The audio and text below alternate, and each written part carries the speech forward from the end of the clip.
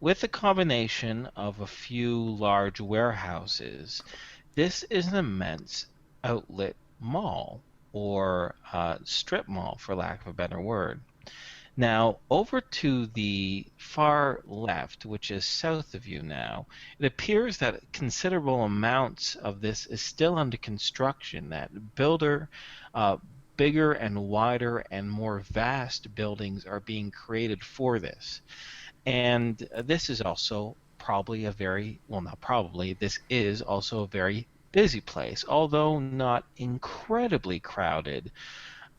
Compared to the vastness and emptiness of the wilderness, in particular Mars, in which you have traveled in quite some time, even the space of the Rhapsody itself, compare that to your current environment, and you can feel relatively cramped. Not so much that people are bumping into you, right? But if you're not a person who likes crowds, you're not going to be too happy right now. Perhaps what might exacerbate this is what's being shown on a huge blue banner just past the hover train terminal itself, which shows, first of all, the word prototype previews grand event, and then underneath of it, there's a picture of what appears to be someone in power armor giving a big thumbs up with an arrow pointing to the east direction. But you are faced with an absolute gamut of shops. Shops that provide everything from home electronics, consumer gear, wilderness supplies, weaponry, armor. Give me a moment. Just a second. I have to list everything here. Basic items, food, civilian tech, services such as tailors, hair salons, a few bars, some pubs. This has this is just a huge profile of availability of merchandise. And frankly, I could name out all the shops, but it would take the rest of the session, to be frank. So your kids, your teenage guides, kind of stay close to you at this time as you guys kind of get off, and they say, "So, what do you want to sell?" Well, let's go this way. If we wanted to sell something new, something not seen before that could be worth a lot of money, just saying, if we did, what weapons or arms dealers would we be wanting to talk to? Well, the Northern Gun, of course, they say. They got their headquarters here nearby. I guess you could always talk to them, but they're also putting on a show right now, plus there's a bunch of actual Northern Gun, weapon outlets in the mall too, but they're the biggest one. I mean, Wilk's got a couple spots, right? But their stuff apparently is more expensive. I don't know. I don't really have the money for anything like that, and I'm not really, we only go as far out as the security zone. But yeah, there are other things, but you want the best for the best. This is Northern Gun City, so you talk to them. I think we want to talk to the Northern Gun. Yeah, let's do that. Oh, okay. Do you want us to lead you to their downtown office, or do you want us to lead you to one of their... Well, wait, what's the other one? Well, they say, and they kind of point down to Westernly, definitely. They have their weapons and arms depot right there, their display area, they got people there. And of course, Northern Gun runs prototype previews, and they kind of point at the blue banner above. They're showing off new tech too. So, any of those, I guess, you'd be able to find someone to talk to. Let's go to their downtown office, like Tom said. I think that's the good place to start. Yeah, I think so. How Okay. far away is it? Oh, it's just the next terminal. If we just get back onto on the next train, it's like 2 minutes away. Sure, let's do that. Okay. So you do so. You get back on the terminal. You get off the next thing. It's not nearly as crowded now. Now you're outside of the Mall of Michigan itself. Give me a moment. So, just to look up the. Okay, Criana. Sorry, Criana's I'm leaving us. gonna dip It's out. okay. I see.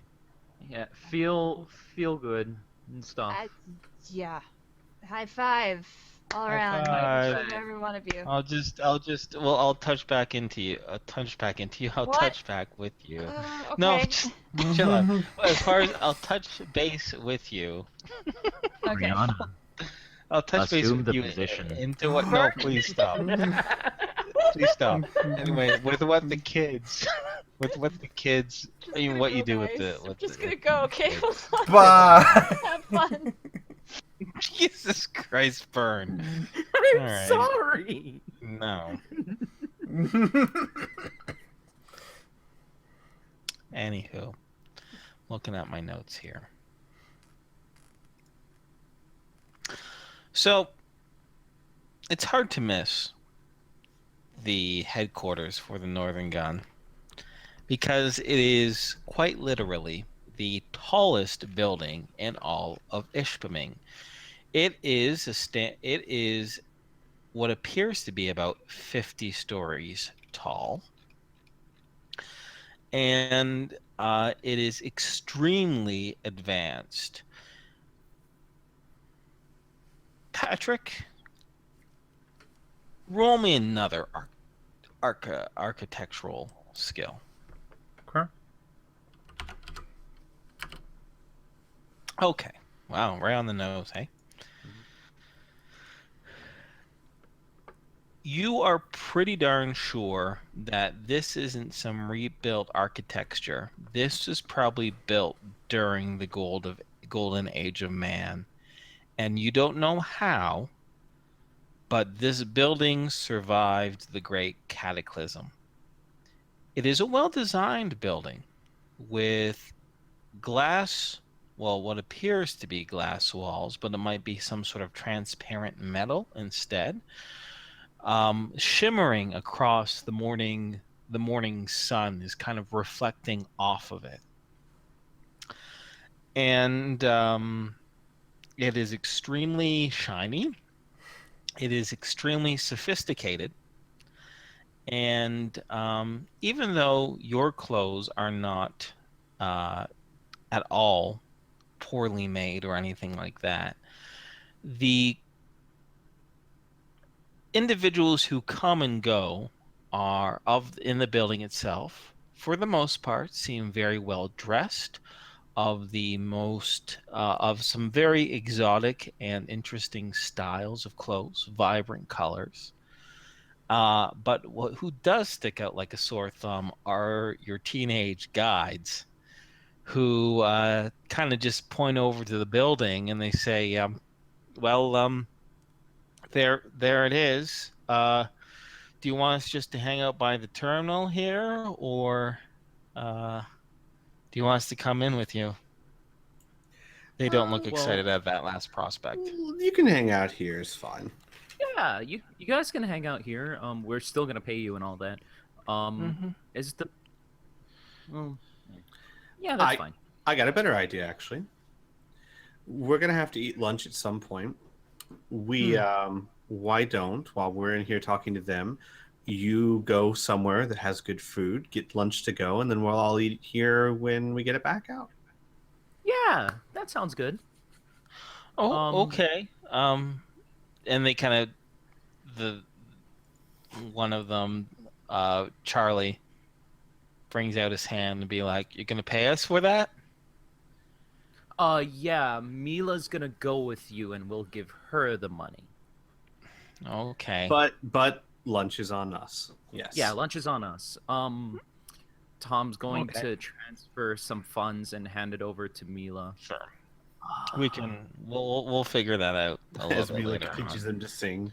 That'll be Um, perfect. That's perfect. That's a really clever guy. That's a clever idea, guys. Tom is going to hand over to Grant to her, and mention, have fun. Oh boy.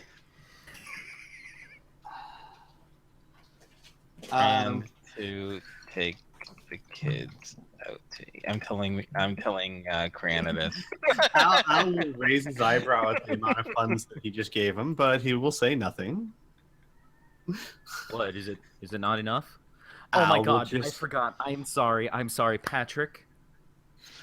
Do You think see that's Patrick holding his head, 2 fingers firmly planted on his eyebrows.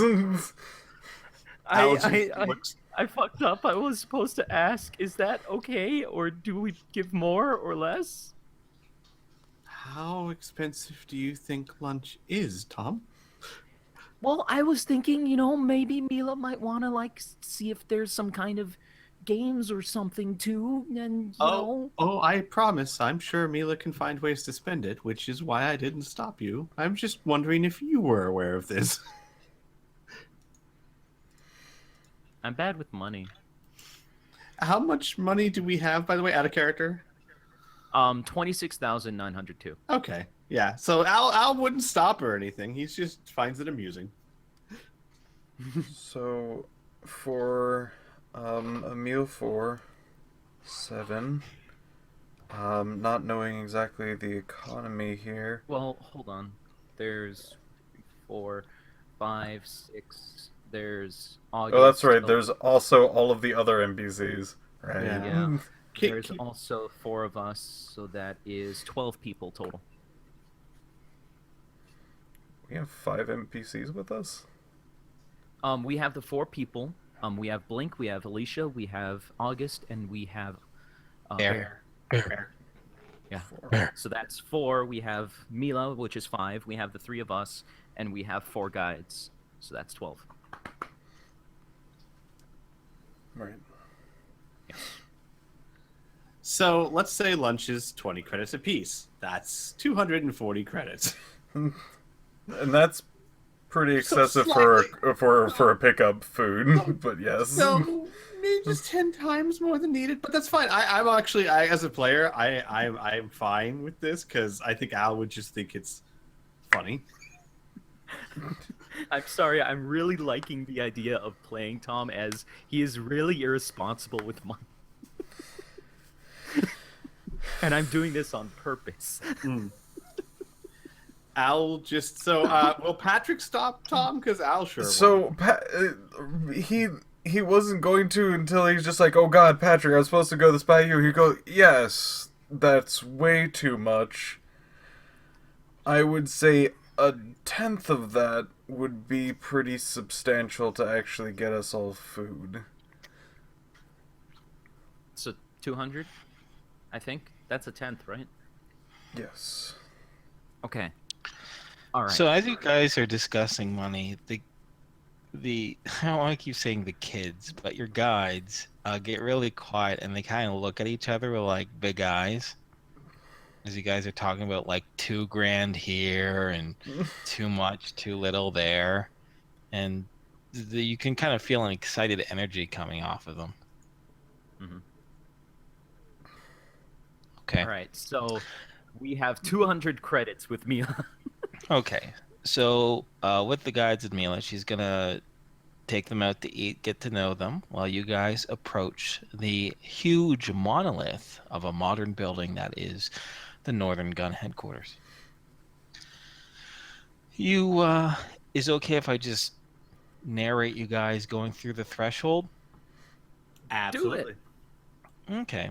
Outside, flanked of the huge double-wide glass doors, past clearly what appears to be security personnel, judging by the sidearms at their side and their perfectly clean uniforms. You enter a large, expansive reception area in which the floor is made of a beautiful dark gray marble that just shines perfectly, with a few bits of artistry on the tall walls. You can see a large circular desk, almost like a donut type shape, a sleek metal um, construction, with a woman who is sitting in the center of it. Three terminals, computer terminals, are on they flank her and one in front of her. And she's dressed in a beautiful pink low sweeping dress, as her short brunette hair, perfectly combed, a clean, fresh face. She looks like she's maybe in her mid to late 20s. And as she sees you come in, she gives you a large professional smile. However, as she takes a look at yourselves, her smile, you can tell, wavers just a little bit before it redoubles in efforts. And she says, "Hello, gentlemen, ladies. Welcome to the Northern Gun headquarters. If you are looking to make any sort of arms or armors purchases, or looking for a sales representative, might I gladly direct you to the Mall of Michigan, where many of our outlets are located. I am sure our representative there would be very happy to see you." Well, we may go to them. We're not sure we're at the right place. We're interested in selling some items that we think might be new to Northern Gun, something you might be interested in, new tech. She pauses for a moment, and she says,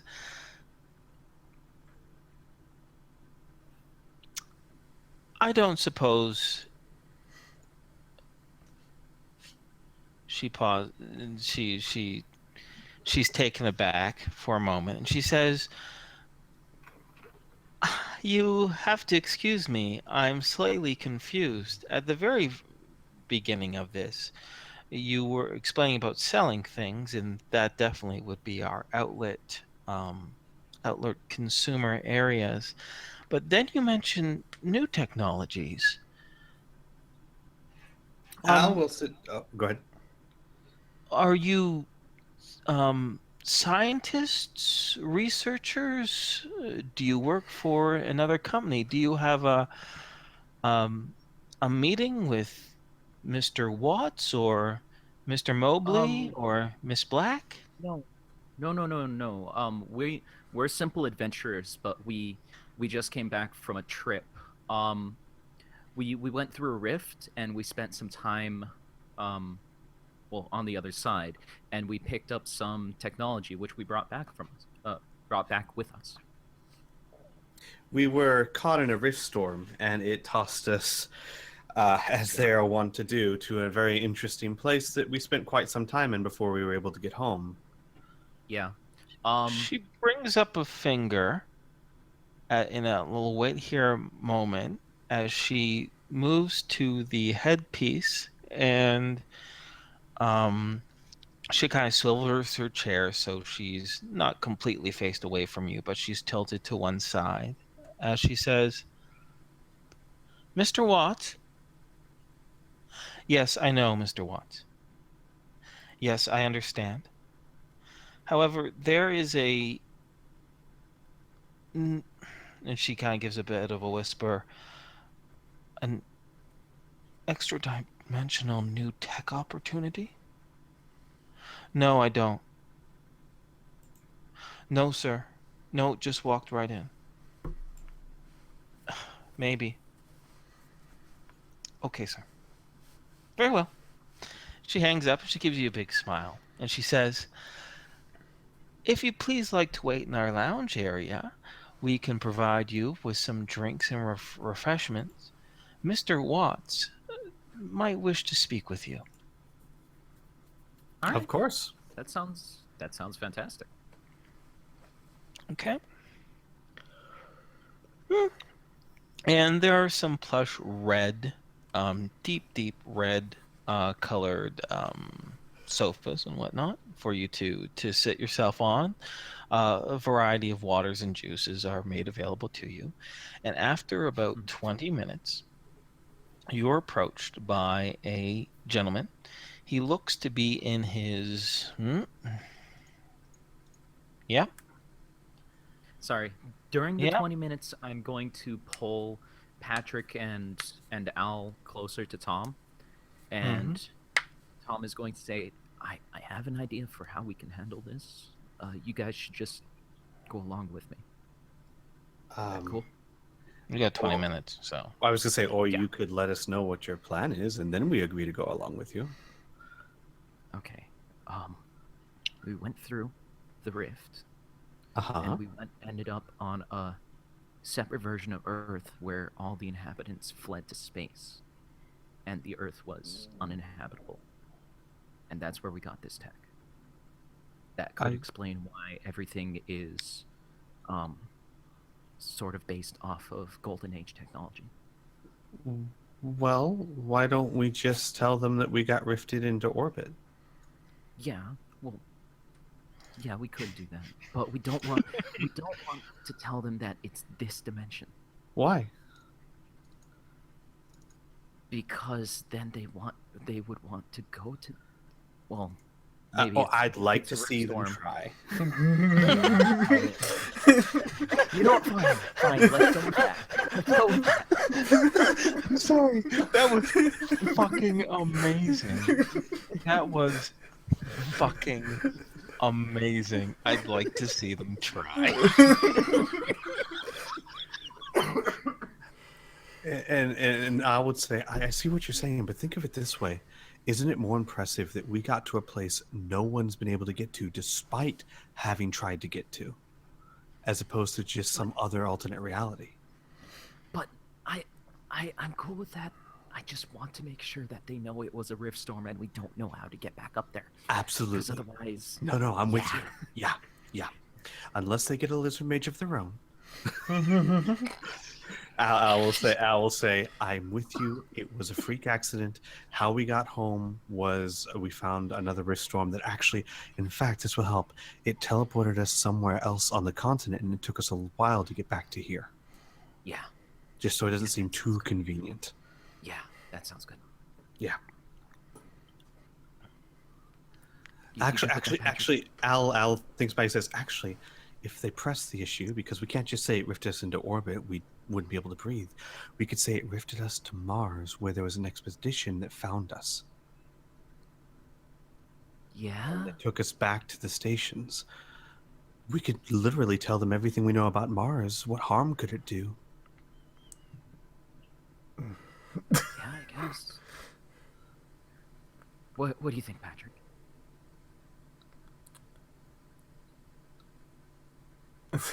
He opens his mouth and closes it, and then says, "The less information we give him, the better."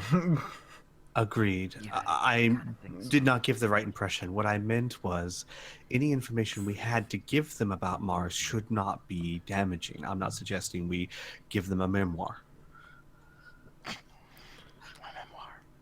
A There memoir may titled Sure. Bugs Everywhere. But I was thinking only because if they ask how we rifted into space, how we survived. Well, we could tell them about the space stations. Right, but I think it would strain a bit more credulity to think a rift actually exists on a space station. Yeah, that's true, I guess. I mean, there was that one space station, but it got destroyed. So, what's our story? Right, so we got caught in a rift storm, Rifted. rifted to Mars, where we were found by an expedition Right. who was there gathering wood. And they brought us back to the space station, where we spent many, many months surviving and earning the weapons you see now, until we found another waste ship to get back to Mars, another rift to lead home. But we don't tell them about the Rhapsody. No. Oh, God, no. Yeah. Alright, Okay. I'm good. Al like thinks to himself, really should have had this nailed down before we came. I thought we would have, like, out of character, but you know what? Same here, but Yeah, we probably would have out of Fine. character. Listen, But hey, you know what? God During gave the everybody week, we an did nothing. opportunity. it's true. It's very true. So we'll take the risk. It's not like you have homework assigned to you guys. I don't mind that you didn't do anything throughout the week. It's fine, but it's all good. So, am I good to continue? Yes. Yes. Okay. So, you are 20 minutes later after you guys hastily put together your plan. You are approached by a gentleman. He appears to be in his either late 40s or early 50s. He has dark brown hair with a few bits of gray just above the ears. He is heavier set. He's wearing a stark black, I guess you could say a dress, like a dress blazer, but this has a really high collar that goes up to like his chin. With a crisp white shirt underneath and beautifully tailored black slacks as well. He has a dark brown goatee around his face. His cheeks are wide and red, and he has kind of piercing blue-green eyes. And he gives a small polite smile, and he says, "Hello, gentlemen. Would you like to step into my office so we can talk and you can brief me more on what you've been through?" We would love to. Wonderful. Are all of you here, as he looks to Alicia and Blank and Bear and August, are all of you necessary, or should a few of you speak for this entire menagerie? Al would actually look to the NPCs and say, "Do you guys want to come or stay here?" They're content staying there. And Al would just say, "All right, then. I suppose we're good." And he would point to Tom, Patrick, and himself. Good, wonderful. I do have a nice office, but not as nice as some of the ones on the 40th floor.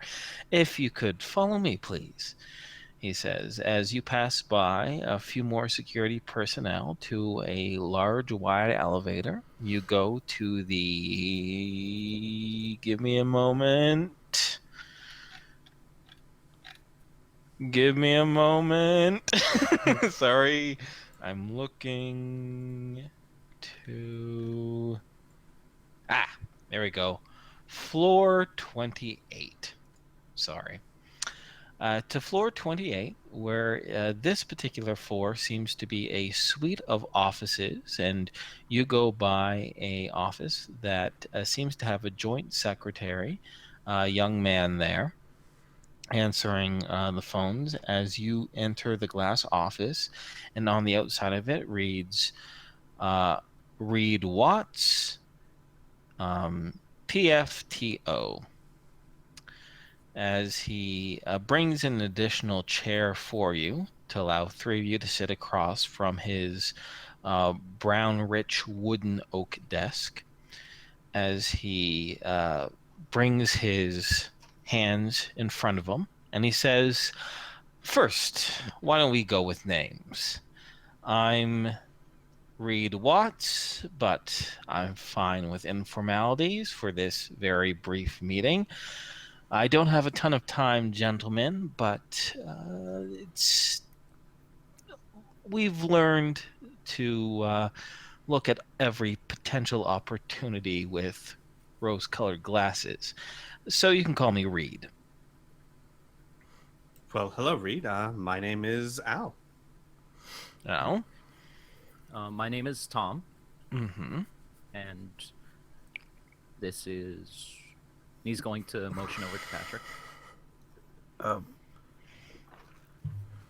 Patrick, as he kind of pauses for a second and says his name and reaches out his hand.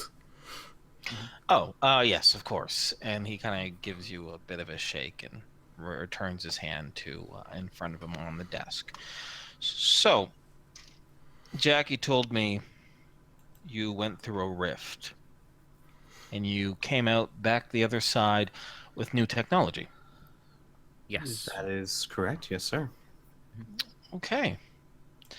Well, that is one hell of an opportunity. So let's cut to brass tacks here, though. What kind of technology did you manage to secure? Well, Alex kind of thinks about how to begin. A lot of it seems to be parallel technology, I guess. I'm not sure what the right word would be. Similar items that you might find here, but built in very, very different ways. Yeah, under different circumstances and with different materials. He gives a thin smile. All right, I understand that. Are we talking about military hardware? Are we talking about computer technologies? Are we talking... All kinds of things. Laser rifles, grenades, power armor, different and improved version. Oh, go ahead. There is at least one set of Glitter Boy armor. Improved Glitter Boy improved armor. Glitter Boy armor. Because yes, it's a lot lighter weight without sacrificing a lot of the armor, because it's designed to be used in space.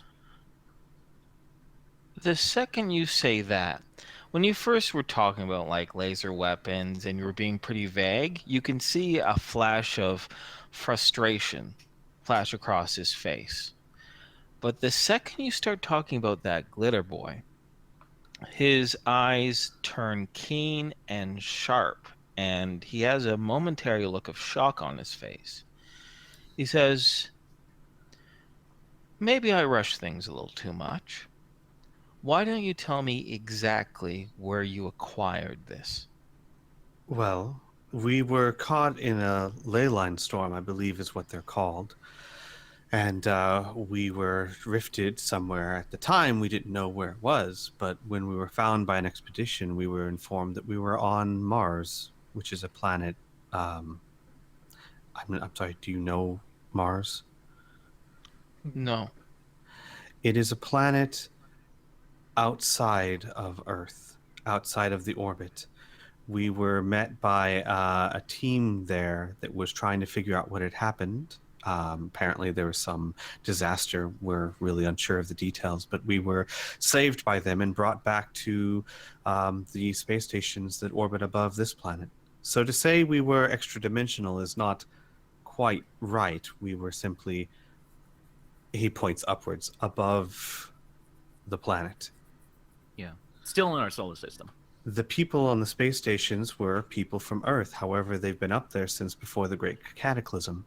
So they have many technologies that we have. However, they have progressed along very different lines by necessity. Mm-hmm. And some of the weapons, like for instance, one of the rifles that I'm interested in selling is recoilless. It has virtually no recoil. The reason why they have that is so that you don't, when you fire it, you don't get pushback in zero gravity. They also have many weapons that are designed to do massive amounts of damage without blowing holes in the side of a space station, which understandably could be disastrous. Mm-hmm. And they have glitter boy armor. They have, yes, yes, and new types of armor as well that I have never come across here on Earth. But they're all designed to operate in atmosphere or in vacuum. Tom is going to take out his little cell phone-like camera, and he's going to start thumbing through the pictures to try and find the glitter boy. Okay. As you're doing that, I'll say we've prepared several pictures and videos of these items for you to look at, as we don't expect you to simply take our word for it.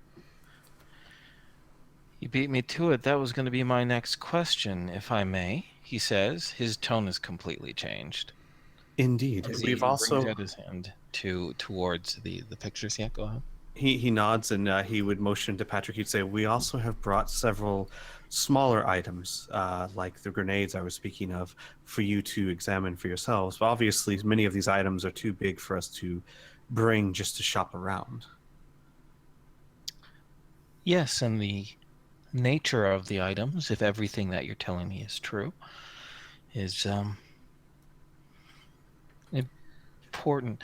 Um, uh, it- and are you showing him the pictures? Yes. Okay, I'm gonna 'cause you start thumbing catalog through them. Okay, so you start Yeah. thumbing through. Who took the pictures, by the way? I thought Patrick took them on his camera Sure, because he's the Patrick. photographer. Yeah. Yeah, Yeah. yeah. Okay, then Patrick, why don't you roll me? I want to roll me a photography skill because how well you do is the lighting, and how crisp and clear, and what you took, right? So it might be more convincing to him, right? Makes sense. Yes. Yeah, no Boy. modifier. All right. I have been rolling poorly today. Hmm. Yeah. There you go. So he starts thumbing through them, one after another, and his face gets more and more serious, especially when he gets to the pictures of what appears to be the glitter boy. He picks up a small phone-like, cordless phone-like device on his computer. He picks it up and he says, "Gregory, cancel my meeting with John." And then he just puts it down and his eyes turn off the picture and he says, "That is one hell of a tale, and these are some interesting pictures. However, I wouldn't be in the position if I am right now if I didn't have a healthy amount of skepticism. You could be very adept con artists. The story anyone could make up. The pictures could be doctored. However, we, and more particularly I, would be a fool to let this opportunity slip by. I'd like to make a proposition to you right now. We would like to do some small homework on the matter. May I have a copy of these pictures?" Yeah, sure. Wonderful. I would look to Patrick to make sure it's okay. Yeah, is that fine with you, Patrick? Patrick nods, looking at both both his other companions for equal, like, should I do this? Question. Mhm. Does your camera have video capability? I believe it is still picture. Let me. Yeah, it's still Triple Yeah, pictures. mine has the video then. Okay, so yeah, then we need to Yes. give the video because we were going to make videos of like the rifles in action and things like that. Yeah. So we'd have to give Yeah. them from both sources, I guess. Okay. And I'm completely fine with that. All right, so he'll take both sources, and he says, "We'd like to make copies of these, okay? We would like to know your full names and any other potential aliases from you. This should only take about a day or so worth. In the meantime, where are you staying?" We actually just arrived. We haven't really found accommodations yet. We need to find. Have you been to Ishpeming before? No. No. Then, allow myself personally to put you up in the finest establishment that we have here in town. Give me a moment. Jesus Christ. I just don't want to fuck up the name. Yeah, okay, it is what I thought it was. The Ishpeming Arms Hotel. It's close by here in downtown. It is peak quality, and I can secure for you immediately 2 individual suites, large suites that can definitely accompany your adventuring group. It also has a fantastic restaurant where you can get something to eat, tab is on myself. Just don't go a little crazy on me, of course. And then once we are satisfied with some general research and some probing into this, we could take the next steps and begin proof and negotiation. What do you say? I agree. Would you also like access to the small items like the grenades that we brought? Yeah, and also the vibro swords, which are space made. And the You'll recoil grant swords. us access? We Yeah. have them in a locker. We were informed by the guards that you had the ability to examine the items in the locker. We most We- certainly do. We would. Is there a way for us to give you access to those items specifically? Say that you have permission to take those specific things, and Yes, most definitely. then However, in order for us to thoroughly examine the items, we would need our research and development team to look into them. That might extend this investigatory period, one might say, by a few more days, but we can easily extend your stay at the Ishpeming Arms Hotel. Are you guys good with that? Spending a few days here? Al would say, "Do you mind if we have a moment with our friends?" Sure, sure, but I want to say if there's any concerns, we can even things out. We want to make sure everyone's happy here, of course. Of course. These are just standard procedures when it comes to potential new technologies and unknown outsider sources. No, of course. You have every right to do your research. Al would call the others back just a moment. Oh, shall I leave my office? Oh, it shouldn't take more than a few seconds, but if you'd like. Well, tell you what, I'll run these down up a few stories and get copies from this, from both video and pictures, and when I return, you'll be ready to continue? Sure. Yeah. Sure. He kind of gives a bit of a smile and he closes the door, and he moves over to his receptionist or his secretary's desk and the young man there. And you can hear, even through the shut door, a firm voice, a firm instruction from Reed Watts, who says, "Whatever you do, don't let them leave." And as he's walking down the hall, you can see the side of him, and he is smiling like a madman. Al will very quietly say, "I'm fine staying a few days, with the one exception that we have a guest." Yeah, that's true. And nobody's there. Maybe there's somewhere we can drop him off here? I don't know.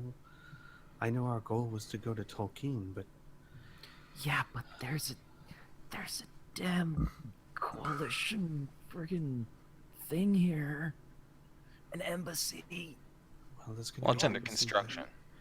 there. Al's gonna say, "Get used to it, Tom. They like to have a far reach. Doesn't mean that they know anything about us. We should be able to walk right under their noses if we're careful." I know. And I sure as hell am not gonna give my real name to this guy. Al goes, but- we have. It wouldn't be the first time we've had other people let me finish. listening. Tom is just gonna put his hands on Al's face. Let me finish. Al's gonna stop and say, like, point to the walls and say, "Ears, Tom. I know. You're giving a little too much away." I kind of want to still drop our guest off at Tolkien. Agreed. Yeah. So, how long do we think it's safe to wait here?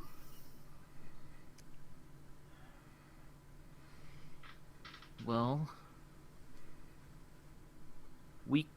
we aren't. I hope we're not going to be limited to this place. We could at least check up on him every once in a while. Well, worst comes to worst, we'd have to have one of the one of the NPCs. One of the non-player characters. We'd have to have One of our someone. friends. We'd have to have someone there because if he wakes up and no one's there, he could starve to death. Yeah. But we can check every other day or something. The other option would be give them plenty of time to research it, try and get our guest taken care of, and come back. But that is, I don't like We'd the have idea. to negotiate that. Well, that and I don't like the idea of giving them so much time. Yeah. I think it's a bad idea to leave the town with giving them any devices because they might decide that they don't need our help anymore. Yeah. So, I think we have to risk staying here. Just how long? Speaking I of, think we have to risk. having them do research on our items without compensation would be folly on our part. We cannot Agreed. just give them. Technology. As a salesman, you would be throwing away money if that's the case. Fair enough. Patrick, you know more about this than we do. Negotiate what you think is a fair price to give them access to the grenades. And are we giving them access to anything else than the grenades right now? I know we have some grenades and the vibro swords. Yeah. So what do you think would be a fair Vibro price? swords, recoilless rifle, and I think that's it for me. Let me just double check this. Patrick gives you no audible thing, but he like gets a little like wider eyed and just gives him like a very slow shrug to him. Okay. So what I have on here are 4 things. Mm-hmm. The recoilless rifle with a tether, and 100 standard recoilless rounds, 100 explosive rounds. That are designed to be explosive, but not punch holes into the side of space stations. You know what? 2 space-made vibro swords, a space-made handheld communicator, which is like their walkie-talkie, but it's still different technology, and a jet pistol. Okay. You know what? Not only does Patrick have a point, but we might be able to get more of a deal out of them if they're not exactly sure what they have yet.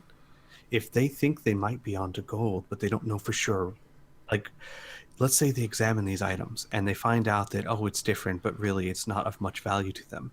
That's a far cry from, this is very different tech, and maybe we want to make a deal before they have time to.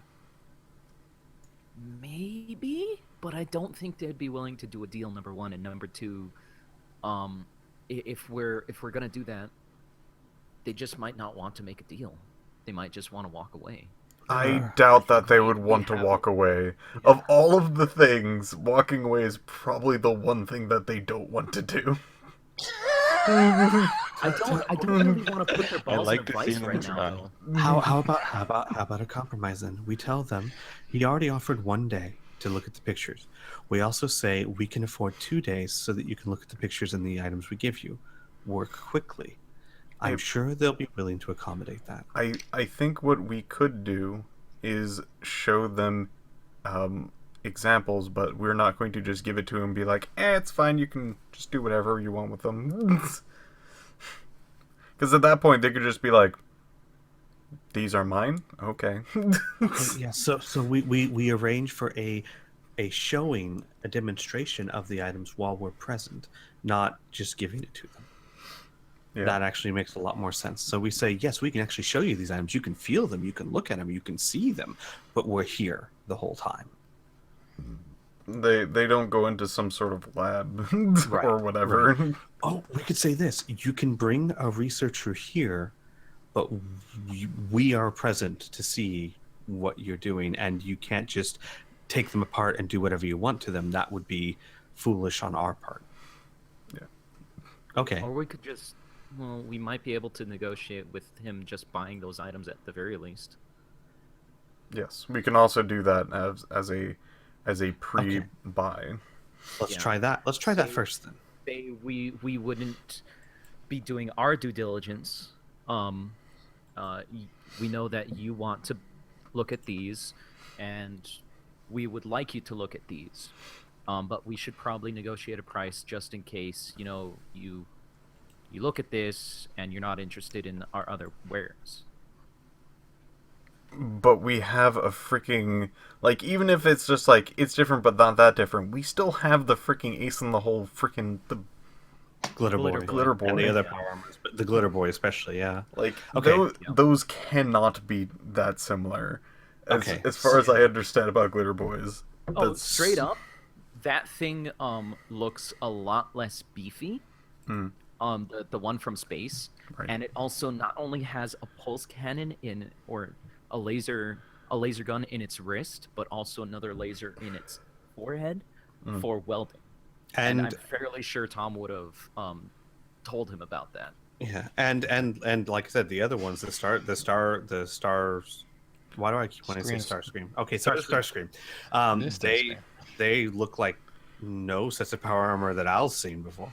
So, okay, so we do this. We either try and say, look, you buy these quick items outright, the vibroblades, the grenades, etc. Buy them outright, or we'll be happy to give you a demonstration of them, but we will be present and you can't poke and prod them. I mean, it's basically you can't just like deconstruct it, get a freaking blueprint of it, and give it back to us. Like, okay, we're done. Because if you were to open them up, you can just turn around and go, "We're not interested," and you've already gained something. You already know how they work and all that. They don't have any interest in the vibro sword. They have tons of vibro swords. They're interested in what makes it tick. So yes, got it. Okay, so we're on the same page, I think. Stuff. Am I good to bring him back in? I think so. Great. So Mr. Reed Watts returns, and he takes a moment outside the door to kind of compose himself a little bit. He opens up the door, and he's all big smiles as he sits down. He says, "Able to hash everything out?" I think so. Wonderful. Well, here are your cameras and your video recording devices back. Thank you very much. You're going to have a whole lot for us to chew over, that's for damn sure.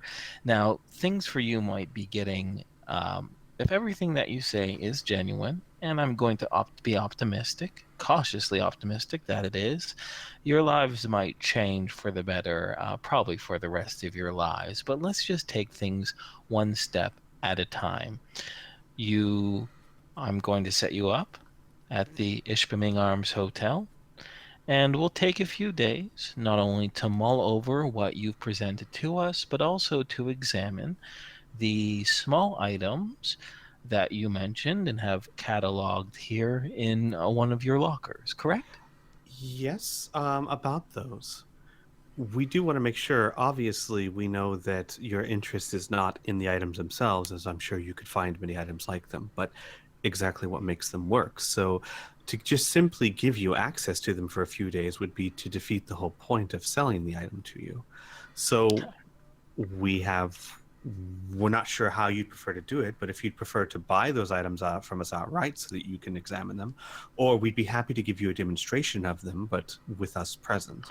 Ooh, well, to be honest, there is still a potential that you guys are extremely skilled and extremely svelte con artists. So we'd be more prone to the idea that doesn't involve us paying you money unless we get, of course, what we want. You are buyers, we are sellers, which is an interesting reversal, because typically our entire structure is around us manufacturing goods for other people to buy. But we can reverse roles for a small period of time at the very least. So when would you like, how about we schedule this demonstration? We'll say a day from now. Say 2:00 tomorrow? That should be fine, and then after the demonstration we can discuss what you found with the pictures. Well, yes, the next steps will definitely be taken, and exciting next steps those certainly will be. Well, do you have how did you get here? Did you take your own means of transportation? You mean to the city itself, or once we were in the city? Both.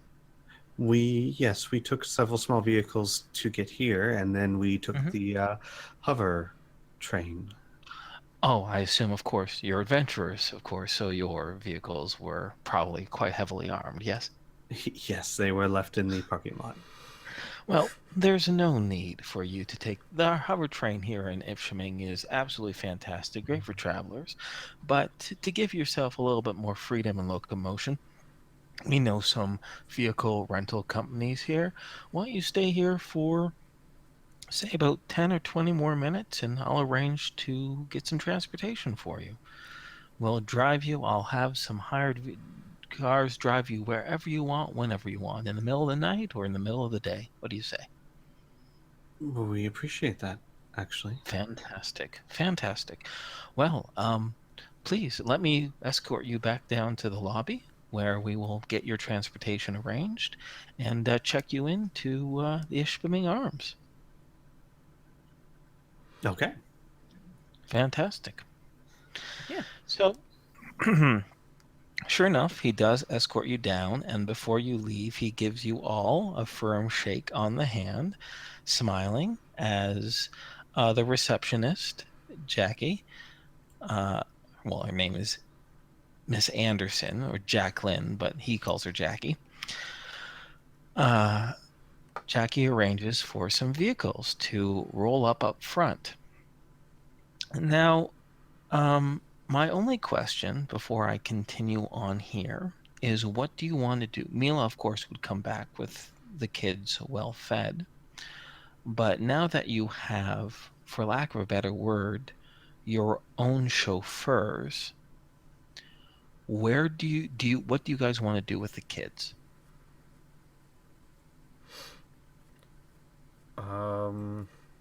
Do you guys want to just take them around on the town? Well, I think that is what Criana would want. here's what we could say. We could say this. We could tell the kids this. We no longer need your services as guides because we have chauffeurs now that can tell us whatever we need. However, since you were kind and nice and helpful, if you want to come with us to go see the sights of the city, you're more than welcome to, but we won't be paying you 160 credits an hour to do so. Basically, like if they want to hang out and see whatever the sights we're going to see and ride in the fancy cars, they can, but they're not getting paid 160 credits to do so. Yeah. That sounds good to me. What do you get? What do you think, Patrick? I would have to see what Mila thinks because not paying them means they're not going to be a course anymore. Unless she convinces them. Yeah. How about this? Since Criana had to leave because of medical reasons, and this session will only go about an hour and a bit much longer, right? How about we just put a pin in that, okay? Yeah, How about sure. we have you not pay? How about we have you not pay them out until you all confer with how long they're staying for? And right now, we'll kind of leave them and Mila in the ether. We won't talk about them, but they'll be present or maybe not present, right? Maybe we'll just focus on the next few steps, what you guys want to do. Work for you? Yes. Great. Okay. You are to be checked in, perhaps, at the Ishpeming Arms Hotel. Is it okay if we move on with that? Yeah. Yeah, I think so. Right. So after about 10 minutes, 4 large stretch hover, for lack of a better word, hover limousines come out in front of the office. And Miss Anderson gives a smile. She says, "Your transportation is here, gentlemen, ladies." Thank you. Well, guys, what do we want to do? I'm interested in going to that prototype show. Oh, we're going to have definitely. lunch too. Oh, well, we can Yeah. have lunch in the car, I guess. Yeah. Or the other opportunity for you, of course, is to check in at the Ishpeming Hotel, have something to eat there, and then go to the prototype preview. I like yeah, that that's, idea. That's a good point. Yeah, that's a good idea. Because, sorry, the hotel, I think I mentioned that it had a restaurant and a bar there, Yeah. too. So, yeah, sorry, I don't mean to tell you guys what to do. That was just a suggestion, though. I'm Yeah, sorry. no, I'm all it's for a it. good It's suggestion. okay. Stop it. Okay. Maybe, How I just want to rationalize it in character. Oh, I know. here's the best way to rationalize it in character, right? Of course, the well-dressed chauffeurs and chauffeuress. I can't remember what the female version of a chauffeur is, but let you into the nice, big, spacious, luxurious, back seat. And of course, they ask you where you guys want to go. Perhaps you mention you're interested in the prototype preview, but you want to get something to eat. And maybe they're the ones that suggest that, well, there's a fine restaurant that I'm sure that you can get, tables for at the Arms Hotel. And that's where you come up with the idea to check in and eat. Make sense to you? I think so. Okay, great. So,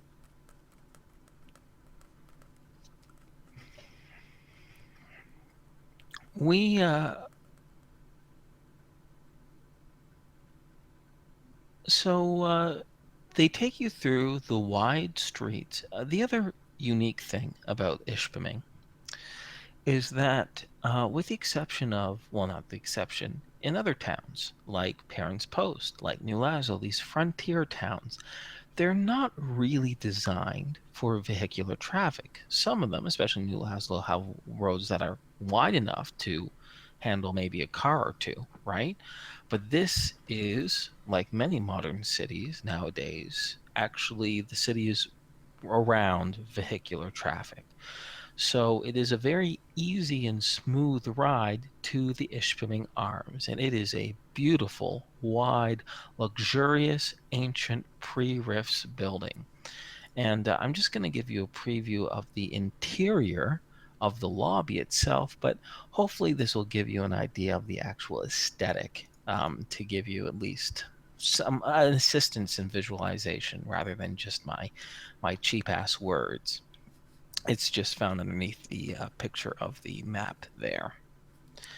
Oh. But very, very, lots of blues and oranges, finely furnished, finely decorated, very round architecture, I guess you could say. Very circular architecture, very nouveau. And for the sake of simplicity, let's just say, you get checked into your suites, which are very, very large. In fact, they're somewhat reminiscent of the suites that you had on the Inside Joke. Of course, the circumstances were completely different, right? But these all have, each suite has 4 large grand master rooms, like bedrooms, with an additional kitchen, not just a kitchenette, but an entire kitchen, dining room, some audiovisual entertainment, not nearly as vast as the network's databases, of course, but still there. The only big difference, of course, is the styling. Whereas on the Inside Joke, everything was crisp and clean and aesthetic. This is much more busier with colors and busier with, all sorts of little tapestries and paintings all over the place, right? After that, you, of course, if you ask around, the second floor is the floor which has its bar and restaurant. And as you check in, of course, a young woman takes some food orders and some drinks. I can, if you guys want, if this is fun for you, I can pause it forward, maybe some food or from drinks for you guys to select from. But if you're not super interested in it, that's understandable. What would you guys prefer? Personally, I'm fine just Saying that you had something to eat and narrate that drink? we had something to eat. Yeah. Sure. I am actually kind of interested, but if the other guys don't want to, why don't you just, send me a list on Skype and later on Well, I can... no. I will say this: if Patrick's interested too, I don't mind at all. I don't mind at all. All right. I 'Cause think it I would, am interested. Sorry. Patrick would be one of the most interested people. He loves eating Okay. new things. I'm not entirely sure how much time I want to spend on that though. Well, I'll tell Yeah. you what. How about I just give you some brief menu items, you select it, but we don't role play the entire meal? All right. Sure. Work for you? So we'll kind of have it both ways. So all you have to do is just give me a moment or two, and I'll get your menus right there for you, sirs. I'm just looking for. Is this it? Give me a moment. Crap, it's not. Shit. I gotta mute myself. I'm giving too much away. Swear to God, if he comes back with the menu that just says peanuts. Circus peanuts. Yeah, No, I'm not gonna do that. Just a I would giant at some bowl of point. corn I would at nuts. some point also go so do we want to eat the lunch that the kids got us, or? Yeah, I was wondering about that. Well, we have a kitchen, so I mean, The we I can think there is a have small leftovers. problem with that out of character Squee. We have no idea where that money actually went towards. We have no idea. Yeah. So we'll That's just the let it thing. go for now. Mila, We'll get a look. We'll go. Mila might not have even gotten us. There's a very good chance that they came back without food Mm. Yep. and a new puppy or something. Oh God. I'm still here. Sorry, one more moment. mittens. How did you get all the way over here? Little kitten that kind of looks like mittens, sort of. Oh. Little kitten in their mittens. That's not mittens. God. 1 second. I'm gonna mute Uh, myself while I cough. Okay. Why you what? Cough. Oh, okay. Because I'm over the flu. It's just this cough just has not gone away. Ugh. Fair enough. Okay. There we go. Sorry, guys. That's okay. Mhm. Okay. So here are some menu items for you. They have a beautifully, I guess you could say it's a gourmet sausage along with some exquisite soft cheeses. They have what appears to be roasted pheasant served with carrots with this wonderful little spice to it. And the last third menu item they have is for individuals with a more adventurous palate that has pickled bear along dashed with some dried beetroot. So to be clear, for food, we have gourmet sausage and soft cheese, roasted pheasant with carrots and spices, and pickled bear with dried beetroot.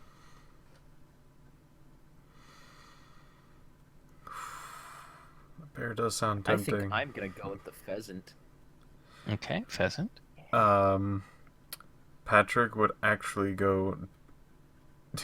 He would wince for a bit and then say the sausage and cheese. Okay. I was gonna go for the last one. Pickled bear and dried root. Patrick is definitely going. Palate. Patrick's going to ask if he could taste some of the pickled bear. Al will actually go to Patrick and say, actually, if it's horrible, I may be sharing some of yours. Well, you don't like pheasant? What is a pheasant? It's It sounds exotic. It's a larger bird. Sorry, there weren't a lot of animals where I grew up. I don't know. I know what a rat is. Yeah. Okay, Right, yeah, and we're in the city. Yeah. Sorry. And for drinks, we have non-alcoholic and alcoholic. For non-alcoholic, they have non-alcoholic versions of what they have, like Shirley Temples or Kahlua Sliders. Of course, this is just without the actual Kahlua. They have, of course, milks, flavored milks, like strawberry flavored milk or even chocolate flavored milk, which is very, very My unique. God. Yes. I know, I know. They also have, of course, fresh squeezed juices, As for alcohols, they have a variety of perries, ciders, beers, and stouts, which I don't want to, name off forever. Okay. So, Yeah. what would you guys prefer to drink? Patrick's gonna tap wildly at the chocolate milk. Okay. What time is it? It is, well, it's around lunchtime, so we're going to say it's around between noon and 1 o'clock. We'll say 12:30. Okay. Well, that's getting to be a bit too early for alcoholic beverages. So I guess strawberry milk. Sure. I want to try some. Okay, Al's gonna and get strawberry milk as well. Okay. And what do you want to try, Patrick? He's asking whenever anybody like basically has a new menu item. He's just like, I want to try a bit. I want to taste it. So I'd like all of you to roll me a d20, please.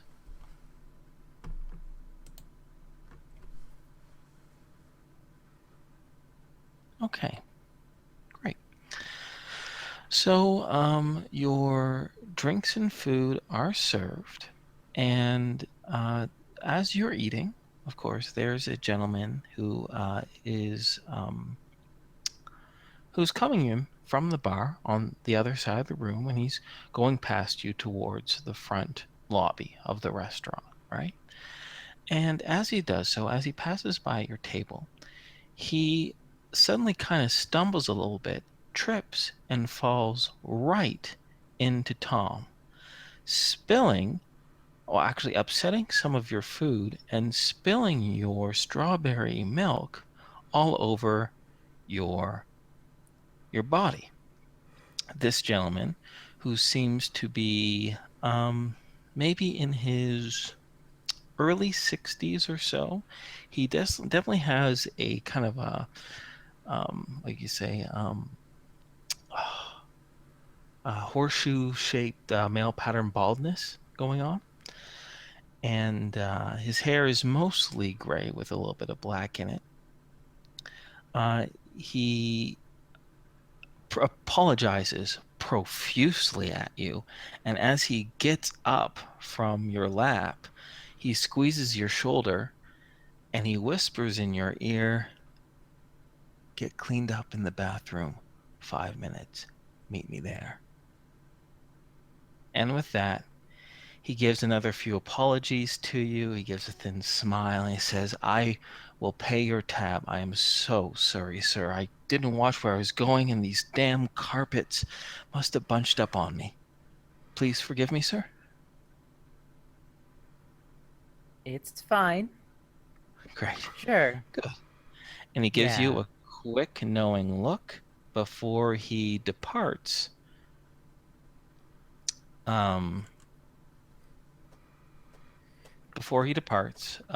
Towards the lobby. Mm-hmm. What do you guys want to do?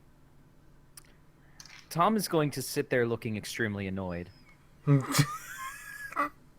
he is going to start hyperventilating. Well, not hyperventilating, but breathing through his teeth, if you know what I mean.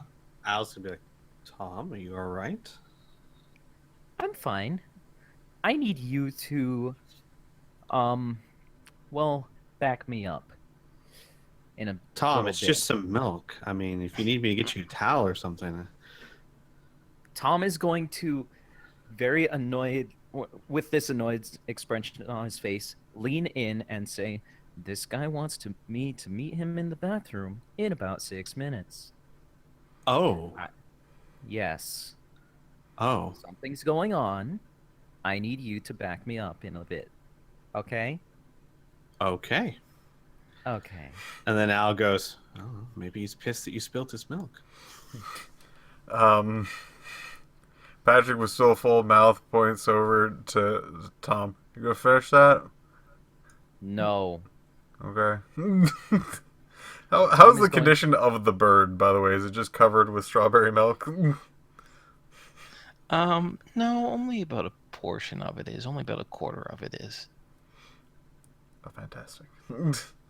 So, after eating a few of his own stuff, he's actually going to pick off the side with and without the milk.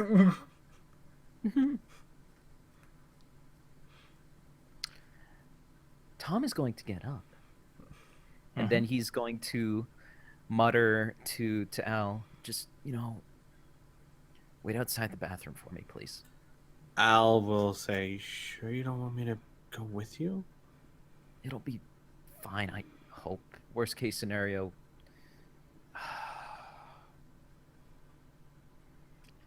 I guess maybe, yeah, if you hear something, then come and get me. No, well, if he wants to meet you in the bathroom, did he say alone? I wasn't really paying that much attention. I'm sorry, I have milk on me. Al will nod and he'll say, "I think it's safer if we're just both there. If he really wants to talk to you, he can talk to you with both of us there. Sure. If you want me to leave, then I'll leave, but let's at least see what happens if we're both in the room." Yeah, let's do that. And he's going to start walking towards the bathroom. Al will get up and walk with him. Okay. A few minutes later pass, and Go sure enough... finish that, Al? Al will give Patrick a thumbs up. Is that a yes or a no? Al keeps walking. He obviously didn't hear that last part. He's not gonna mind if I take it a little bit, though. As he picks up the bear. Okay, it's pickled. So you both, Tom and Al, enter the bathroom. Perhaps, Tom, you clean yourself up a little bit while, the fine sinks and the linens and whatnot are there. There's another individual in the bathroom in one of the stalls, but he leaves within a moment or two. And then, 2 minutes later, the same gentleman, older fellow, enters in the room. He sees both you and Al, and he says, "Shit," and he closes the door. "I was only expecting one of you to bring a low profile. Now that there's both, I'm going to have to be quicker about this. I was hired to deliver a simple message. Northern Gun ain't the only ones who are interested in new tech, nor are the only ones who have money. We don't ask a lot of questions. We have a good reputation. Go to Club Crimson tonight. Ask for Mills, Aiden Mills. Listen to what he has to say. And by the way, heads up, you got a tail. 3 of them. Woman in the counter with sunglasses. Gentleman in that nice crisp crimson suit in the table 2 behind you. And the maitre d' has been talking to someone on the radio. Have a good night." And with that, he leaves. Oh, he goes to leave. He goes to leave. Al will say, "If you want us to meet your patron at all, at least tell us what organization you represent." "No idea," he says. "Independent. That's all I got. I don't work for him. No, I don't work with him. I just work for him." Got it. Thank you. Before you leave, Mm-hmm. I sincerely hope... Let me just put it this way. I don't like when people spill things on me, or puke on me, or any of that stuff. "Yeah, I'm sorry," he says, crossing his arms as he goes to leave the door. "You'll thank me later." Tom close turns the door back to the sink. Mm-hmm. All right. Al will say, "I am not a fan of meeting shadowy organizations when I don't have to. Mm-hmm. But we'll talk to the others, but personally, look, Northern Gun is known, they're reputable, and I'm fine doing business with them. So am I. At least they're up front." The thing that I'm not the biggest fan of is if they actually did put a tail on us, but hey, I guess. I doubt. Don't. I strongly think that Northern Gun's not the one putting tails on us. Or maybe at least one of them is. I doubt they put all 3 of them. What I'm curious to know Then is who? how they found out so quickly. Well, this guy doesn't work for them, and he's already not only found out that we have something worth buying, but tracked us down to here. So I gotta imagine there's other people interested too. Yeah. But I've dealt with enough. We've dealt with enough shady people. I think I just want to play the safe route this time. We'll see how the others think, though. Look at my damn robes. Al just looks at Tom and goes, I need to "It's freaking wash these. we. The door we have opens. spent days sleeping in the dirt, and you're worried about milk. Oh, hi, hello. It's Sorry. milk. Do you The know door how hard opened. it is to get out of here? Sorry, The as they're door talking. opens. The door opens, and a man in a crimson suit comes in, gives you guys a thin smile, and moves into the second stall. Al just pats Tom on the shoulder and then leans up against the wall and says, "Well, hurry up. I got Hurry up. pickled bear waiting for me." At least it's not puke like last time. Fucking.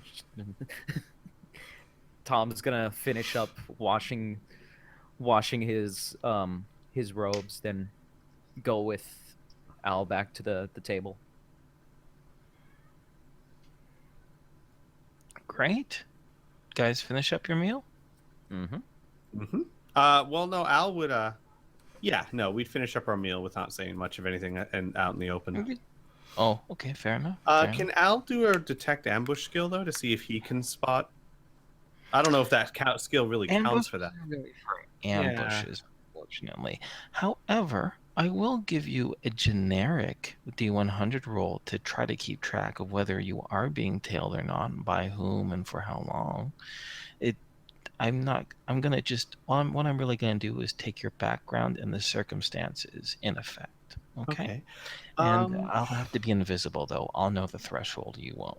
Sure. I Unless was you wanna also modify curious. it somehow. No? No. I'm fine. I'm also curious to know if I could use intelligence to try and think of if Al would know what other big players might.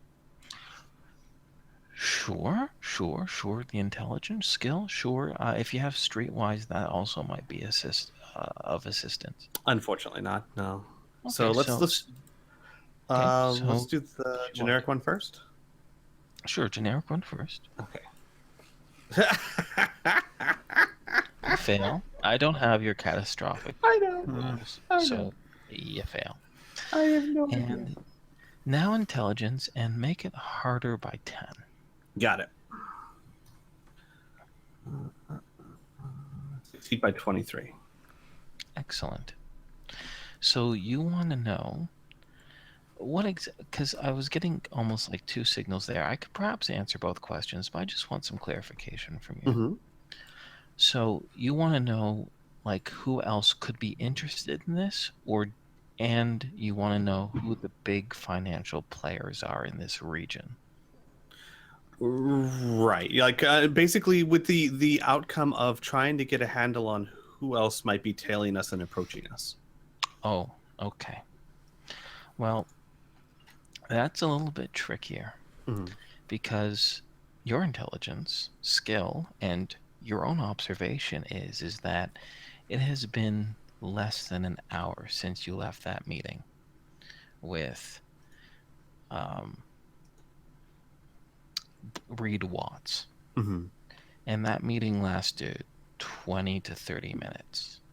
That's a window of about an hour and 30 minutes. And within an hour and 30 minutes, someone else knows. You can only think of 3 possibilities. All of them involve having some sort of informant or mole in the northern gun. Because you told very few people who you are and what you had to offer. Correct? Right. So the 3 big questions are, the 3 big possibilities is direct competitor Wilkes Industries. Wilkes and Northern Gun are probably, with the exception of the Coalition, who isn't a private who doesn't sell their arms privately, their governmental arms. Wilkes is the biggest competitor to Northern Gun, especially in this region. They are known to operate in Ishpeming, although they clearly are being, you don't make a lot of money in your competition's main hometown, right? Right. The second option is the black and gray markets. Now, the black and gray markets are varied, right? But they're known for operating in a lot of different countries. A lot of different kingdoms and regions. They have a lot of capital. They have a lot of informants. You know that, right? That's how you get in contact with them. The final option is that, and this is left open for you, is that there is potential at the very least that there are some independent contractors, either one individual who's extremely wealthy and well connected and is on the bad side of Northern Gun, or a group of individuals. Okay. So you pretty much kind of almost like a private funding the black market or Wilkes. That's what your intelligence skill allows you to deduce. Got it. Sound fair? Yes, indeed, actually. Perfect. Al would say after we finish our meal, he'd say, why don't we all go up to our rooms for a moment?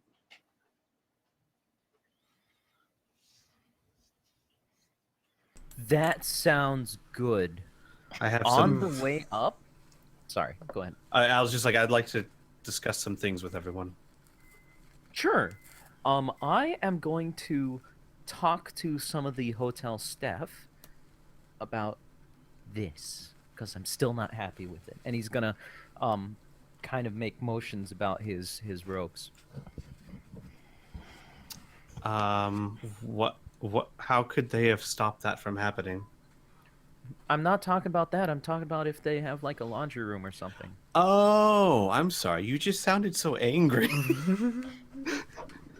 Well, I am, but Okay. that's a different point. Well, then I understand. Okay. And then Al would motion everyone to go back up to the rooms. Yeah. Though Patrick is not tired, he knows from this point they talk in double talk. Sometimes they want to go to a room and be like, "All right, guys, we're gonna blow up the hotel." Wow, we're not terrorists. Wow. We found out that this is an evil organization and we need to do something about it. Okay, that's better. That sounds By better. blowing it up.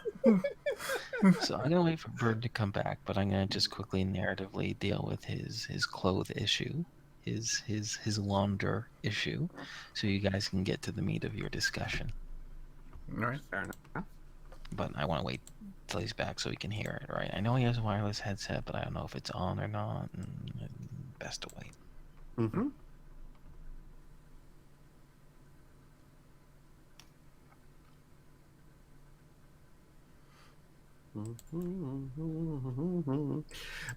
So Piph, Yes. personally, do you want to deal with shadow organizations or just deal with Northern Gun? I'm a person that likes to take a lot of different viewpoints and kind of weigh the pros and cons. But the pro of not needing to actually do anything shady is a pretty good one. I have half a mind, if everyone's for it, to march right back into Mr. Watt's office and say, we were approached by this guy who said we have 3 tails. We're not very comfortable with this. Like, can you provide us escort or something? Like, just go straight back to him and be like completely honest about what just happened. Oh no. If nothing else, it would probably provide us with an armed escort or something. Like, the simple truth is, if we're all fine working with Northern Gun, what's the best way to keep everyone else off our backs? To make sure Northern Gun knows their competitors are trying to steal their opportunity. That is something. But another thing that we could approach with is the whole there are other things that can buy our stuff, so maybe you want it to be more tempting for us, as in AKA, if you give us more money, we're not even going to look at the other dudes. But, Yeah. like, if it's literally like, we're only going to do deals with you, they're like, great, now we can put out whatever price. But if they know that there's competition, they might actually be a bit more actually fair about their price. It's true. It's true. Oh, welcome back, Bern. Welcome back. Hi. Hello. So, of course, the Ishpeming Arms Hotel offers a fantastic laundry service. They can also offer you some clothes, some comfortable clothes to wear while your current items are being laundered. I will definitely take them up on that offer. Great. It'll be charged to your room, which means no charge to you, hopefully. Sweet. And we'll go from there. So you guys are meeting up in your suite. Mhm. One of the 2 suites that you do have. And what do you want to do? So what's the dealio? What do we want to do? Al would say, well, I stress before I say this that this is not an area I am intimately familiar with, but I would say that we're either being tailed by the Wilkes, which is their big competitor here, the black market, which is a big competitor everywhere, or some other third party that I am unaware of. The last option, of course, is the Northern Gun too. Oh, of course, yeah. Sorry. Or some other third party we're unaware of, and of course, Northern Gun themselves. Either way, personally, Patrick, Look. you see Patrick's hand while you've been talking been slowly raising into the hand, into the air, excuse me. Al would go, yes, Patrick? We're being tailed. We are being tailed. Apparently, theoretically, we're being tailed by 3 people, though, to be quite honest with you, that could, in and of itself, could have just been said to scare us. Yeah. Oh, speaking of tails, Bear has a tail, and Blank has a tail, and I thought I'd let you guys know what your NPCs have been doing in the meantime, as far as Alicia, August, and those other 2.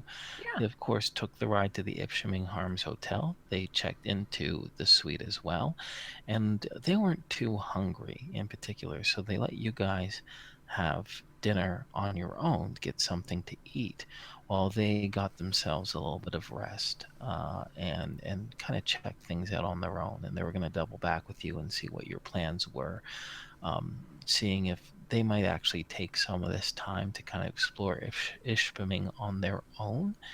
But they want to kind of double check with you and see what the plans are. So as far as this planning goes, this can be privately amongst you guys, the players, or you can call in the NPCs and let them know about this as well. Oh, no, Al would be calling Avengers Assemble. I mean, he'd be getting everyone in the room. Yeah. Okay. All right. So sorry, please continue. Patrick would slowly raise his hand again. Yes. Why are we being followed? Because somehow, in the last hour and a half, someone has already leaked from Northern Gun that we have very interesting items for sale. Which means... Why would following us give them an advantage? To know where we are, to know a good time to approach us. If it's Northern Gun, to make sure we don't leave this town. If it's their competitors, to learn everything they can about us, to set up an approach. Or to see if we take them right to the tech itself. Blank nods. It's probably Everything the he last says one. makes a lot of sense. Yeah. So, personally, I know that we've done some risky things in the past, but we're playing against really, really big companies here, and we have things that could be potentially very profitable. I'm for playing the safe card. I'm for just dealing with Northern Gun and calling that. And by dealing with them, you mean, like, should we tell them about the tails? I have half a mind to march right back in his office, tell him what just happened, and see if they can't keep it from happening. The best way to get a business motivated is to let them know their competitors are actively trying to steal something away from them. August gives a slow nod. It's true. I mean, it's pretty much bulletproof. It takes the teeth out of any competitors letting Northern Gun know. And if it is the Northern Gun, it kind of gives them a hint that you're aware, right? Either way, Yeah. you can't really lose. The only thing is that you'd pretty much be committing to the Northern Gun, which isn't the worst thing in the world, I suppose. They have a lot of money. Yeah. And Patrick's dealt with them in the past, at the very least at Lecree. August gives a bit of a snort, but then he catches himself and he bites his lip and he just gives a bit of a nod. Al just like sits down and he says, "Look, after the Baron and everything that's happened, if it costs us some money, I honestly don't care. I'd rather just go the safe route." Patrick How nods, long but is this? he turns to Tom and says, I dealt with the Northern Gun as much as you have. Really? Yeah. You never had any, like, discoveries or anything back in Lecree? I did my own buying and selling within the town, not directly with the Northern Gun, no. Oh, well.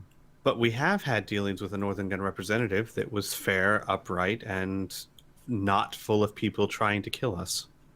With the exception that she was a rabid racist, which was the Well, reason why you were there in the first place. And Alicia she says tried. with a smirk. She did also try to undercut us. Point taken, but racism is not deadly. Well, scratch what I just said. That racism was not deadly. She also Like, slow nod. Patrick was just like... Patrick was about to, like, insist upon something, correct some sort of fact that might have been completely missed. small thing that may have been. Yeah, Al's like, nope, wait, correct what I said. Racism could be incredibly deadly, but in this instance, she did. The deal was met, done, and we got out of there without any real trouble. She was all business, no bullshit. Yes. And that's fine, and she didn't try to soil our clothes either. So here's question number one. Is anyone else here really interested in finding this mystery buyer or shopping around competitors? The only benefit might be just to raise our base price if the company knows that there are other buyers, and that we may be willing to. And Blink shrugs. The only other factor is time. We got a ticking time bomb of a young guy who you say is Baron Dioxin in the Rhapsody. Yeah. Yeah, shopping around would not waste, Yeah. but would eat up time, definitely. Yeah. While I'm with you, Patrick, I do understand that we might be able to get more money out of Northern Gun if we let them know other people are interested. If these people that are tailing us are a shady organization like the Black Market, if they've learned that we don't intend on doing business with them, I wouldn't put it past them to try and make sure no one gets that tech. We also have to be very careful when we get back to our stuff. Al We're nods. gonna want to make sure that we aren't tailed, or if the tail is there, we're gonna be outside of the frickin' Ishpeming jurisdiction. So, Or if Sure. Northern Gun was really interested in our stuff, I know this sounds a little crazy, but I would. It's possible they would provide us an armed escort, not all the way to you know where, but an armed escort to and from, which would deter a lot of people seeking opportunities. August opens his mouth a little bit and brings up a hand raised. what? Everyone looks at August. If you're worried about a tail, I might be able to rig something up for you. You still got that video recording device of yours, Tom? Yeah. Give And it to he'll- me. he'll hand it over. He says, if I'm allowed to take this apart, I can just keep the lens, the processing stuff, a few cores, and of course the hard drive, interweave it with the back of one of your clothes. And as long as we get a proper needle and thread in the steady hand, I might be able to interweave something where a camera will be looking at the back of you the entire way. Have to do some tests to make sure the visual range is decent, but it might assist. Tom's gonna bite his lip, but my camera. Well, I can reassemble it once it's finished. You can? As long as you keep the parts, yes. Of course. Or buy a new one. Or that, yes. Well, yeah. Why don't we look into buying a new one and see if they come in as small a package as this? Yes, So certainly. here's an idea. Let's go shopping, just go around town, see if we can't find a tail. If we find that there's evidence of a tail, then we consider going to Northern Gun. I understand, Patrick. I get it that if we play the angle that there's competitors, it might make us more money. But honestly, I think there's already a lot of money to be made here, and I'd rather not spend the entire time looking behind my back. Yeah. I think going to them with this may be the best option, but maybe completely excluding all the other ones, like having that as a non-option might give them too much hold on us. Maybe have it something as like say that we know that there's other competitors, and leave it at that. Let's not say we're not going to use them. Oh, of course. I would say it's all in how you word it. We basically tell them, hey, we were approached. We think there's tails. This makes us very uncomfortable. We know there's other competitors out there, and we're not opposed to using them if you're not interested. But we'd like to do business with you. Yeah. Something like that. Also, we should probably talk about the armed escorts, definitely, because when we don't show up at Club Crimson, which I I really don't want to go there because like I was mentioning in the elevator ride before, that lady made me fairly uncomfortable back in Parents Post, and supposedly that club is completely filled with side stalkers. Let me put it this way. In my previous career, every time I was asked to go to some clandestine meeting, it never went well for me. Actually, the last clandestine meeting you went to was meeting Nathan and Laszlo. Well, I said did in go my well with past career, though. Yeah, I know. There's I know. there's also I know. the time we met the bear, and you know how that worked Yeah. out.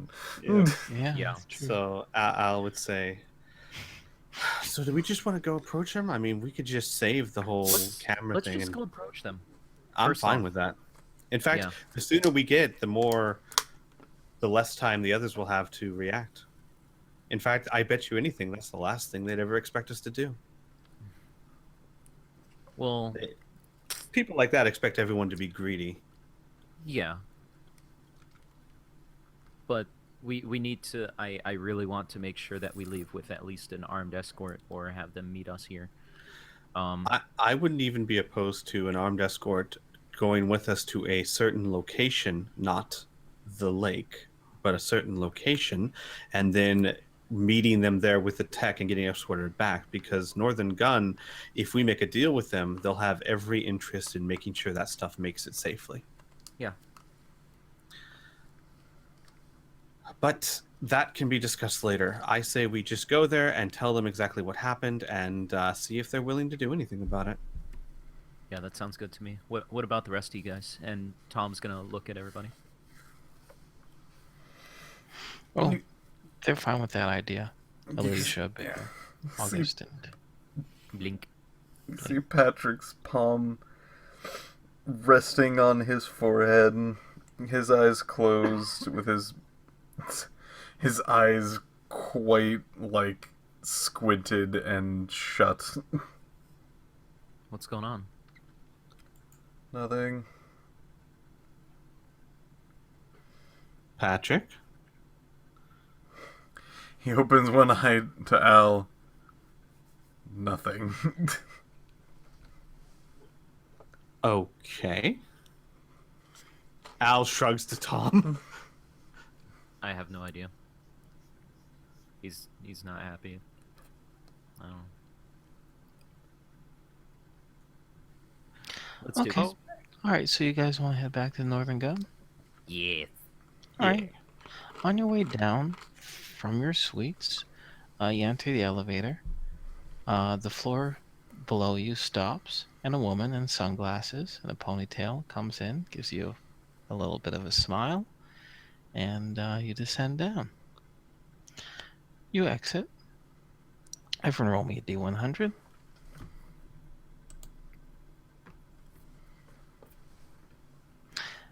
As you exit through the front lobby, Al, you notice how the corner of your eye, I guess you could say what's his name? The doorman Mm-hmm. brings his finger to his ear. And he definitely whispers something. Contact withdrawn. You hear it. You're pretty sure those were the words. Actually, forget pretty sure. Your training, the angle, that's exactly what he said. Contact with Withdrawn. Contact withdrawn. Yep.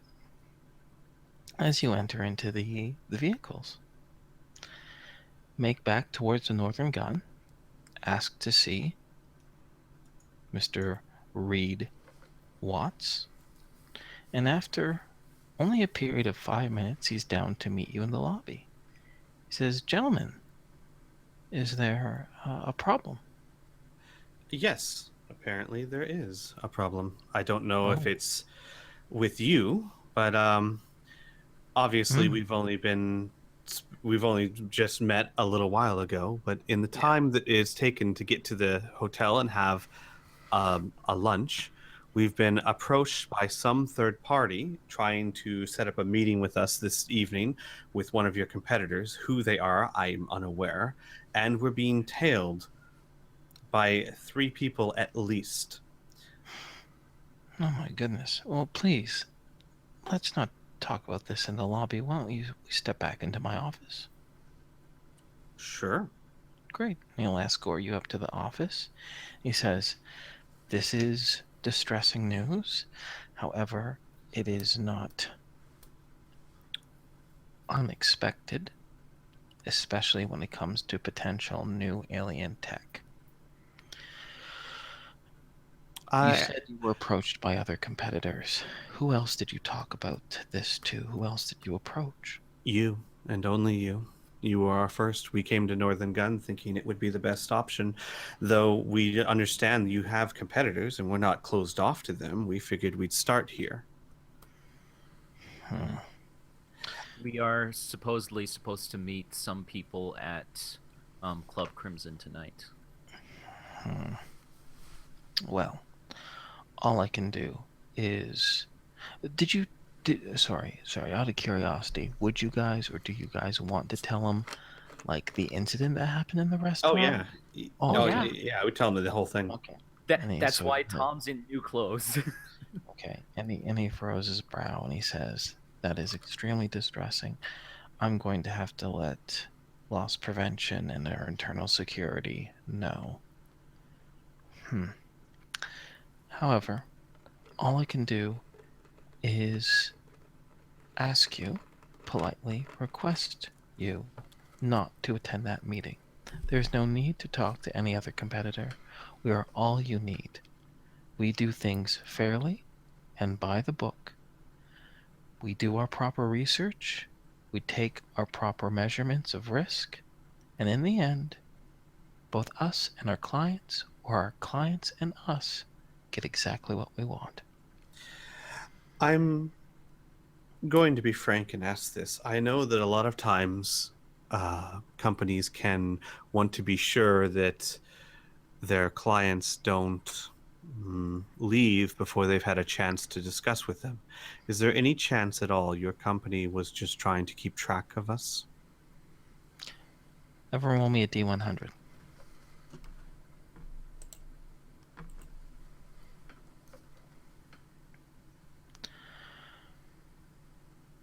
No, that's not how we conduct business, he says. He blinks twice and clears his throat. I see. Well, we have no intention of meeting someone in a club. I'm not suggesting that we are agreeing to work with you exclusively, but we are very interested in working with you. As long as we can make that work, that's our goal. I agree.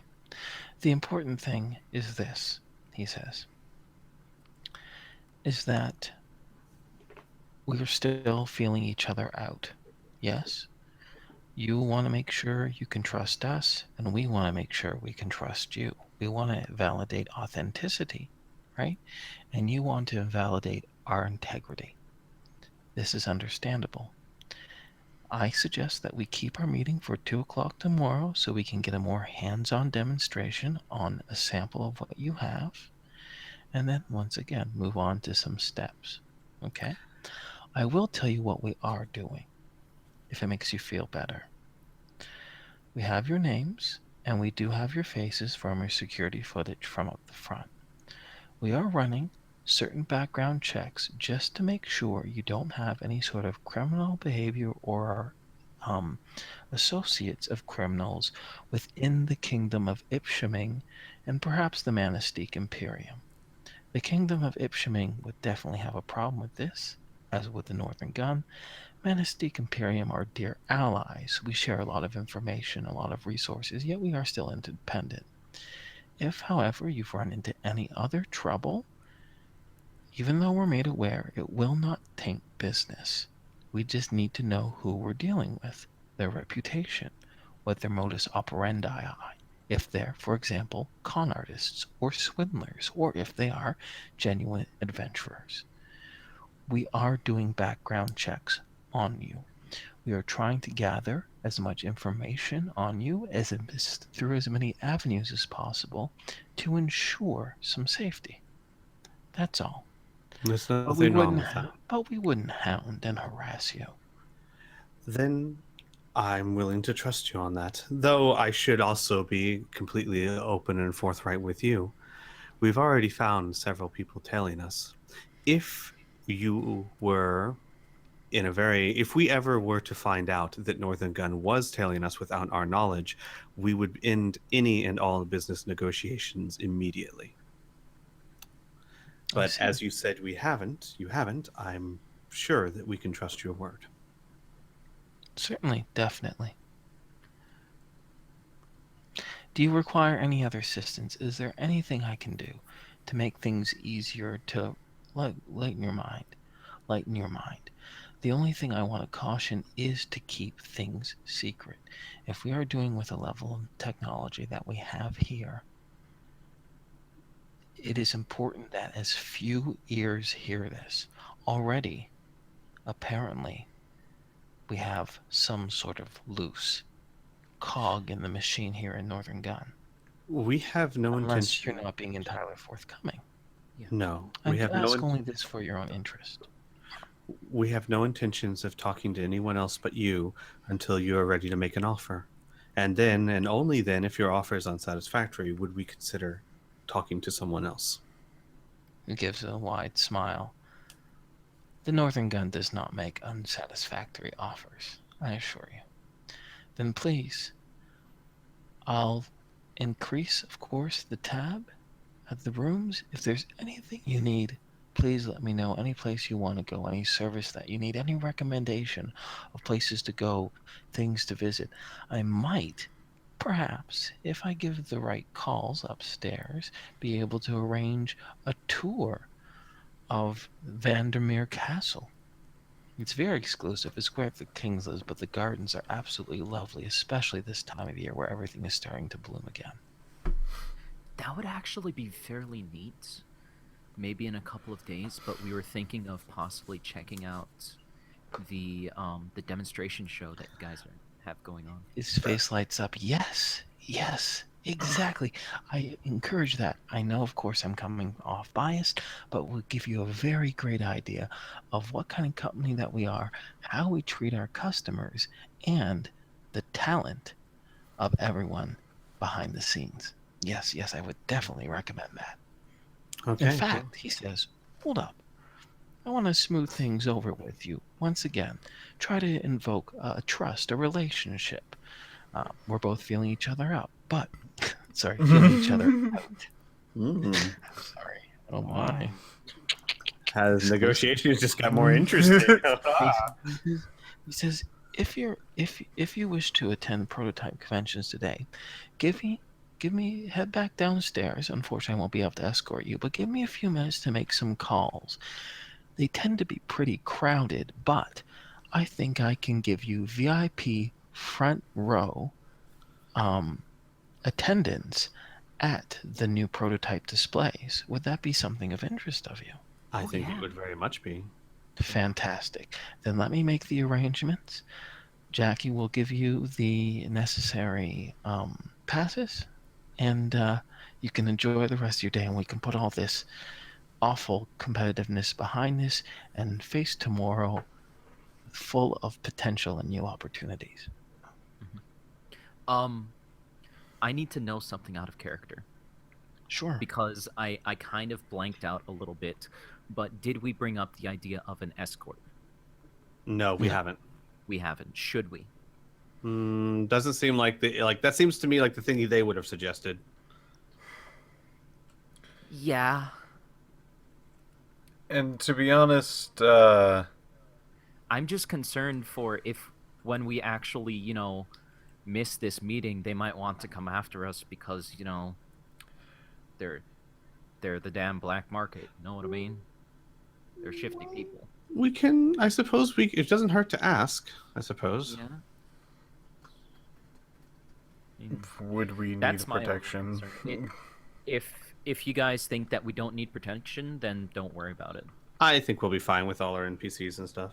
I do have an idea, though. We have to wait until we get out of the office, but I do have an idea I'd like to run by you guys. Sure. Well, Then why don't we close with that? Oh, sorry, go ahead. Yeah, I think we're good to close. Great. Well, yeah, let's close with that. You'll leave, of course. We'll say that Miss Anderson happily gives you some VIP passes to the front row prototype demonstration. That's going to be going on at 6 o'clock tonight. By the way, that particular display, the prototype thing is still open right now. You can go and visit it, but the actual display of the new future tech. That special show is going to be going on at 6 o'clock. Yeah. But you have front row passes, which is cool. So what did I want to bring up once you are at least alone? I was going to say, I am worried about these tales, though I'm curious. We do have some native teenagers that know their way around the town that seem to be decent enough sort that could keep an eye on anyone trying to keep an eye on us. No one would pay any attention to teenagers that live here, and we could just pay them some money to just follow, 100, 200 feet behind us and take notice of anyone who might be trying to be more interested in us than they should be. Yeah, that sounds good to me. Shit. Great. Yeah. Oh, yeah, and for the record, Inferno? Mm-hmm. Tom wouldn't have given his real name. Okay, sure, no problem. He would have given, and that he would probably tell Blink this too. Thomas Blacko. Thomas Blacko. Okay. Al's not going to give his real name either. He's going to use Al. Okay. All right. And Patrick, what name do you give him? He's most likely gonna say Patrick Kinsman because seriously, the other two is already just like, my name's Tom, my name's Al. They take pictures of us. Whatever. It's Patrick Kinsman. Should probably have you mentioned that you're from Lecree. No, absolutely not. No. Because they don't want in case, let's just for example here, in case they talk to the coalition, we don't want the coalition knowing what Patrick's from. Yeah, true. Not only that, but to be fair, now this isn't a fair comparison, but it's almost like, oh yeah, and I'm a gypsy. Let's do business. People don't like gypsies. Yeah. unfair. And now people from Lacree aren't like that, but they don't have they have a fine relationship with the Northern Gun, but the Northern Gun does definitely look down on them. Mm. Well, that's sad. Yeah. Oh no, it's not horribly so, right? But and to be honest, some of it is earned. Remember, when you were in Lacree, a bunch of kids were gonna sing to you and steal from you. To be honest, it is a thing that the Northern Gun thinks is a complete positive, and that's why they keep doing it.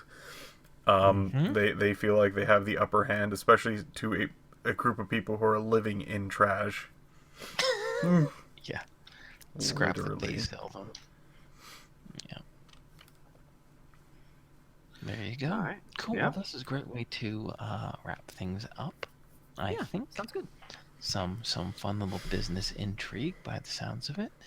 We'll go into prototype previews and honestly, I mean, I intend of showing you as many sites of Ishpeming as you guys want, but I'm also happily able to tick off time as well and get to the major points. We'll move at whatever pace you guys like. Sure.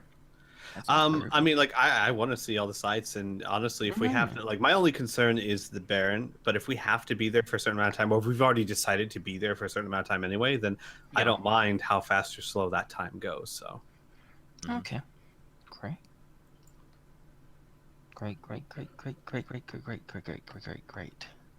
Awesome.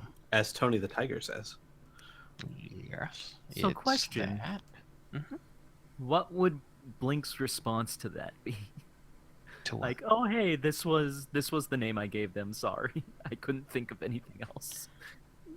Her response would be, she blinks. She blinks rapidly, and she says, sure. She says, her response would be, you have a new body. What's a new name gonna hurt? Ah, all right. it's not it's that true. new of a body. It's not that new of a name, she would say, with a Yeah. flick of her tail. Excuse me. Alrighty. Woohoo! All right. Exciting. Yeah. Oh, this is We should fun. This is probably- gonna give you a lot to think about.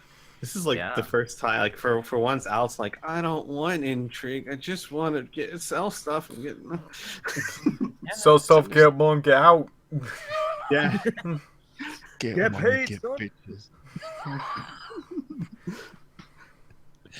We're First gonna you get more the dogs. sugar, What are we doing this for? Then you get the power. Then you get the women. Actually, I think Vegeta said, first immortality, then the bitches. Pretty sure he never said that. I'm pretty sure he did. Hell, I'm pretty sure. Fuck you. It must have been somewhere in GT where it was non-canon. Anyway. It was actually an abridged. Yeah. Wait, well, is there a version? Is there a version? There's actually a version of Dragon Ball that was put out like for real and wasn't canon? Yes. Yes. Dragon Ball GT. Dragon It's Ball a GT, separate universe. Yeah, the entirety of Dragon Ball GT and any of its movies, as well as almost anything that would be considered filler, that wouldn't be in the comics. So Yes. my only question would be, was that intentional or was that like a cock up that they later decided that we don't want to make this canon? I think No, it GT was- might have been a cock-up. Yeah. Technically, what happened was they got Akira Toriyama's permission to make GT, but he didn't write it or do anything with it. And when Akira Toriyama came back to make Dragon Ball Dragon Ball Super, he kind of just pretended GT never happened. Yeah, almost- it's like- that's really accurate, and so I would actually say that's a bit of a cock up, not on purpose, but when the main creator is just like, "What have you done with this?" No, I don't want to acknowledge it. That implies that something was malfunctioning there, you know. Mhm. It's almost like if George Lucas got the rights for Star Wars back, and then he made another episode 7, no, 8, Oh, and God. he's like, forget about that one that you saw. Okay. Like, no, guys, we like guys, that one. seriously. Seriously. this shit is fucked up. I should Let's probably. not have this happen. Yeah. When would you guys like to stop streaming? We can talk to these Oh. fine people. If Yeah, we can keep yeah, talking we with can them. talk, They'll still sure. listen to us. Mm, We can wrap it Sure. up. I'll be right back. It's up to them. Right. But yeah. You know, Tom's milkshake brings all the all the all the balding dudes. men to the yard. all the elderly men to the yard, and they're like, "Hey, you're gonna be stalked." Damn right. There's 3 of them there. I can trade with 'Cause of you, Tom's milk. but I'd have to charge. Oh my god, that was amazing. That was amazing. Guru was excited about the Robodrome, but it's not built yet. It's true. Not yet. You don't get a robo drone yet. It's fun, actually, to be in this time period for the Northern Gun, because a lot of stuff is being constructed. It's very much a city that is still growing.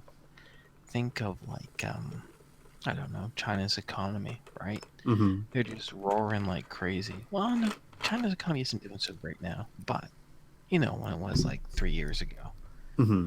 it was just like, so much. And you know what? Here's number 2. This is out of session and everything like that, but here's number 2 why Patrick does not give any flips. Why he gives his full name. Because apparently they were celebrating Aaron Tarn. That's true. They were with the book Yeah. signing. Yeah, it's true. Like, if that's the case, I don't think Coalition has a very good grip on this place. Not yet.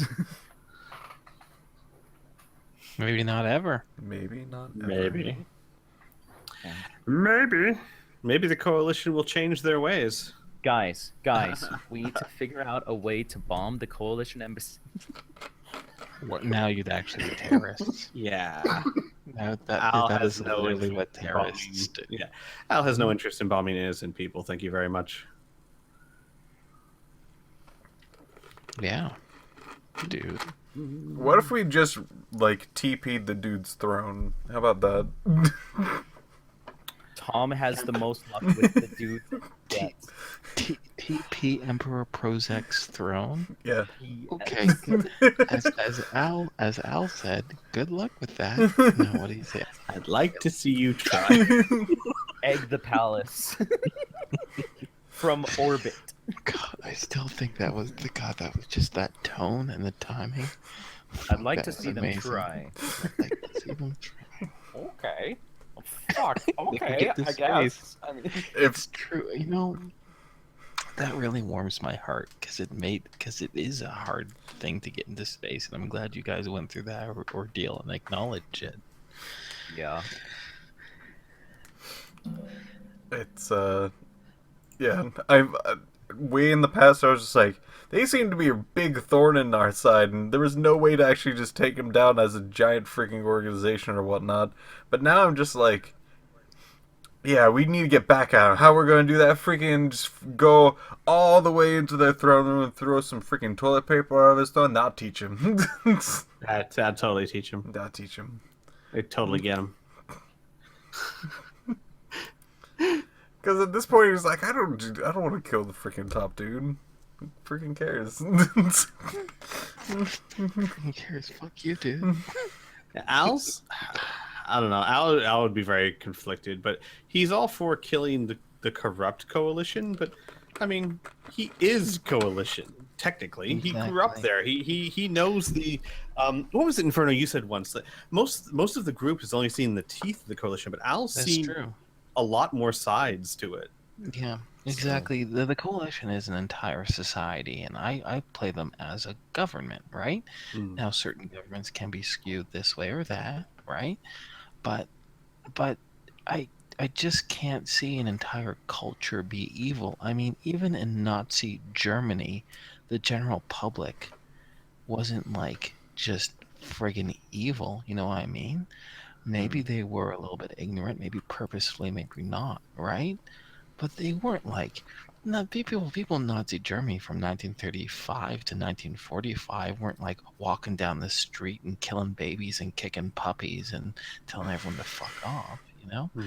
it's just not how that works. That's not how human beings are, right? Maybe some weird ass alien race is completely evil, right? But not humanity. I'm just not. I'm just not like that. I'm like that's not my own personal view, so that's not how my coalition is run. That's not to say that government doesn't have some serious fucking flaws, right? Mhm. But yeah, it's interesting. But when you're on any government shit list, you Yeah. only see the teeth. I think Al's probably from Al's point of view, it's the coalition is not the problem. It's the people who are leading it and making the choices that are the problem. It's But also the freaking assholes that are like, okay, so here's the thing about the coalition. They have every goddamn right to be this freaking like upset about things that are going on because they're constantly bombarded by the freaking Magic Society, which freaking is just like, why do you hate magic? Because there's a giant group of magic users fucking attacking us constantly. They want to kill us. They're a bunch of evil fucking necromancers. Yeah. Yeah. Well, not like that. Oh, for a second, I thought you can be like, and I can understand why the group, right? You have a number one wanted felon who has blackmailed and killed an espionage agent. You know, like it's not like they're gonna be like, oh, hey, buddy, no bad, no big deal. You know. Now the rationalization behind that, of course, he gets shady. Of course, especially when it comes to Tom's past. But it's not like you guys are just walking down the street and the coalition is like, hey, those guys, get them.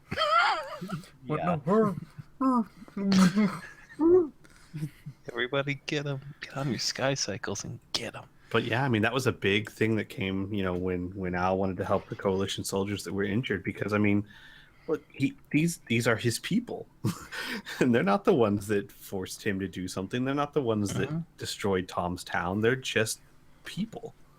But that's what I really loved about your perspective and Nora's perspective, right? She didn't have that. All No. she knew about the coalition are people who were trying to kill her.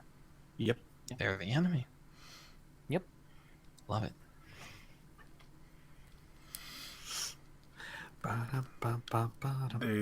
the coalition's very, very interesting. It is. I hope we never meet them again. Yeah, I would Hey, love that, but it's and- small Earth. And I'm content. And I'm content with you guys never meeting the coalition again if you don't want to, right? This is 100% emergent narrative. You guys don't have to interact with anyone you don't want to. I mean, you can do your best, right? I was gonna say, yeah. I mean, it's not like so Tom's not a wanted criminal anymore. No. But like I was trying to say, you can do best because you were in the East Coast and you were away from the coalition for a long time. Right.